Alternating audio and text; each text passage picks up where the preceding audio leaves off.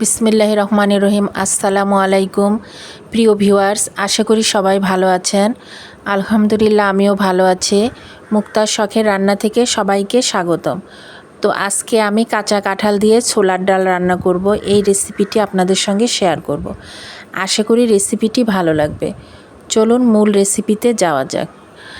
আমি ছোলার ডালগুলো 2 ঘন্টা ভিজিয়ে রেখেছিলাম। এখন ভালো করে পরিষ্কার করে ধুয়ে নিয়েছি। এটা আমি পরিমাণ মতো পানি দিয়ে সিদ্ধ করে নিব।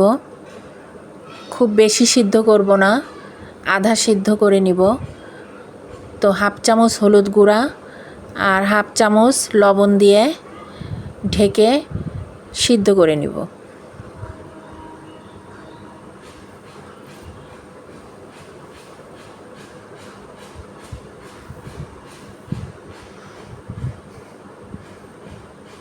তো ডালগুলো সিদ্ধ হয়ে গেছে, এখন এগুলো উঠিয়ে নিব।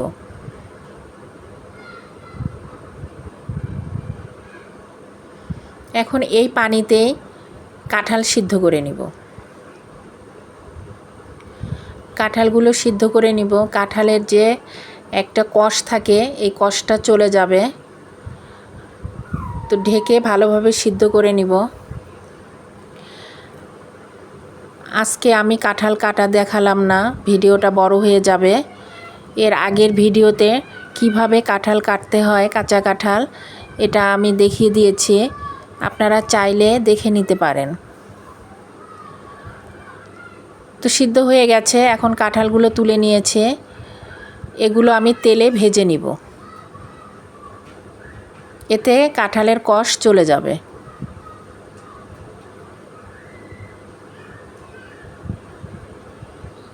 তো নেড়ে চেড়ে কিছুক্ষণ তেলে ভেজে নিব।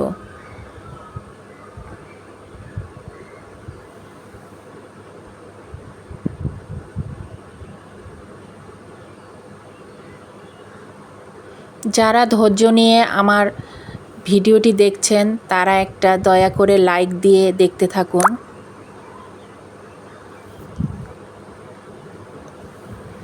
তো ভালোভাবে নেড়ে চেড়ে কাঁঠালগুলো ভেজে নিব। তো ভাজা হয়ে গেছে, এখন কড়াইতে তেল দিয়ে দিব পরিমাণ মতো।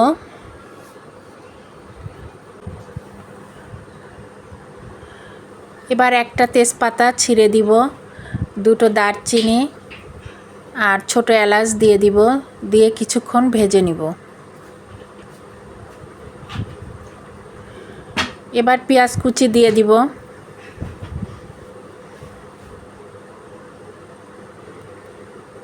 পেঁয়াজ কুচি দিয়ে কিছুক্ষণ ভেজে নিব।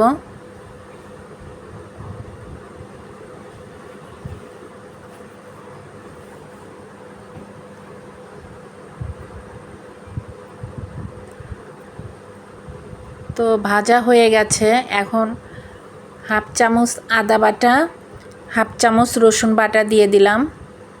দিয়ে এটা ভালো করে কষিয়ে নিব, আদা রসুনের গন্ধটা চলে যাওয়া পর্যন্ত। তো সামান্য পানি দিয়ে ভালোভাবে কষিয়ে নিব।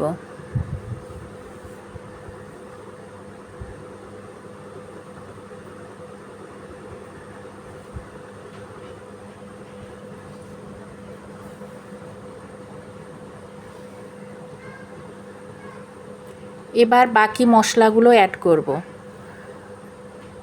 1 চামচ হলুদ গুঁড়া, 1 চামচ মরিচ গুঁড়া,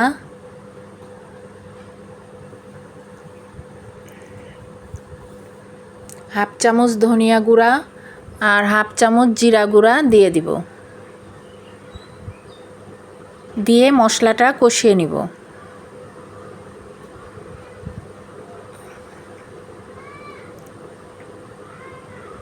পরিমাণ মতো লবণ দিয়ে দিব। লবণটা একটু কম করে দিতে হবে, কারণ কাঁঠাল সিদ্ধ করার সময় লবণ দিয়েছিলাম, ডাল সিদ্ধর সময়ও লবণ দিয়েছে। তো লবণটা একটু বুঝে দিতে হবে।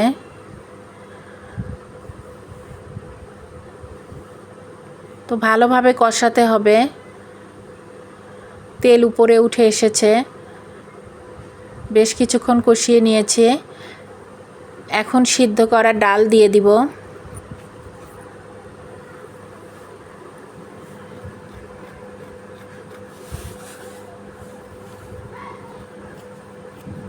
একটু নেড়ে চেড়ে সিদ্ধ কাঁঠাল দিয়ে দিব।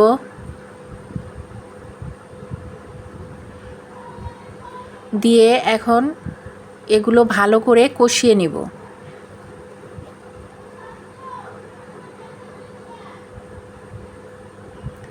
তো রেসিপিটি ভালো লাগলে একটা লাইক, শেয়ার, কমেন্ট করবেন আর একটা সাবস্ক্রাইব করে পাশে থাকবেন। আর যারা সাবস্ক্রাইব করেছেন তাদেরকে অসংখ্য ধন্যবাদ। তো ভালোভাবে কষাতে হবে।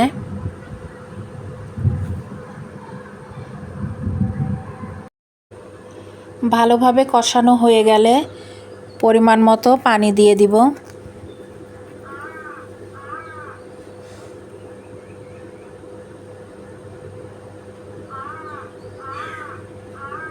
পানি বেশি দিব না, কারণ ডাল আগের থেকেই সিদ্ধ করা আছে, কাঁঠালও আগের থেকে সিদ্ধ করা আছে। তো এমনভাবে পানিটা দিব যাতে বাকিটা সিদ্ধ হয়ে একটু ঝোল থাকে।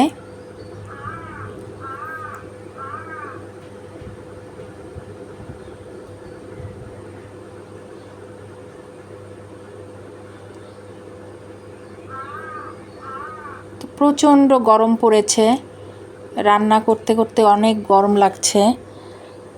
চলুন বারান্দায় যাই, বারান্দায় অনেক বাতাস। তো একটু বারান্দায় ঘুরে আসি।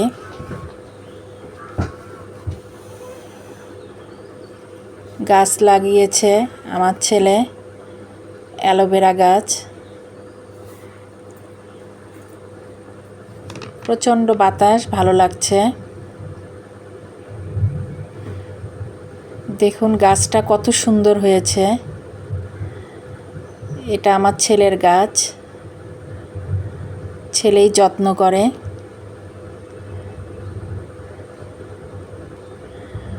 তো আবার ফিরে আসলাম। তো হয়ে গেছে প্রায় রান্না।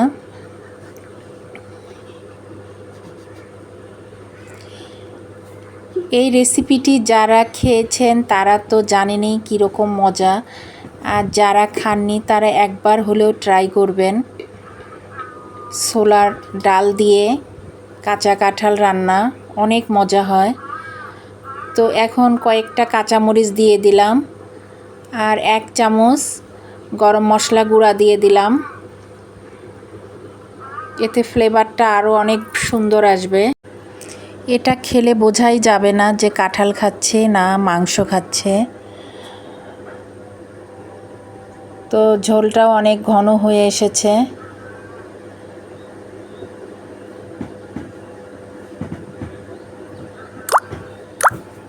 তরকারিটা থেকে মাংসের ঘ্রাণ আসছে, মনে হচ্ছে যে মাংস রান্না করছে। তা হয়ে গেল আমার কাঁচা কাঁঠাল দিয়ে ছোলার ডাল রান্না। এখন বেড়ে দেখাচ্ছে। মাশাআল্লাহ, দেখতেও যেমন সুন্দর হয়েছে, খেতেও অনেক মজা হয়েছে। তো আশা করি রেসিপিটি ভালো লেগেছে। সবাই ভালো থাকুন, সুস্থ থাকুন। আগামীতে আবার কোনো রেসিপি নিয়ে আসব ইনশাআল্লাহ। আল্লাহ হাফেজ। আসসালামু আলাইকুম।